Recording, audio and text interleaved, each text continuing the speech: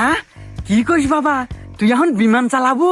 Yes বাবা, আর শুধু তাই না, আমি যদি ঠিকঠাক মতো বিমান চালাতে পারি বাবা, তাইলে লাখ লাখ টাকা ইনকাম, তোমার সব স্বপ্ন পূরণ করে দেব। হ্যাঁ, যাক বাবা, হুইনা খুব শান্তি পেলাম বাবা। কিন্তু বাবা, প্রবলেম একটা আছে। তুমি তো জানো যে কোনো চাকরি নিতে গেলে টাকা লাগে, কিন্তু আমার এখানে টাকা লাগবে না। আসলে সরকার থেকে বিমান দেয়, কিন্তু তেল তোলার টাকা সবসময় দিতে পারে না। এটা আমাদের মতো পাইলটদেরকে ইনভেস্ট করতে হয় তেল তোলার জন্য। হ্যাঁ বাবা, জানি তো যে বাংলাদেশে যে কোনো চাকরি নিতে গেলে কম বেশি কিছু টাকা লাগে। তা বাবা, তোমার কত লাগবে বাবা? আরে বাবা, ঘাবড়ানোর কিছু নাই। এই মোটামুটি মনে করো 2 লাখ টাকা হলে চলবে।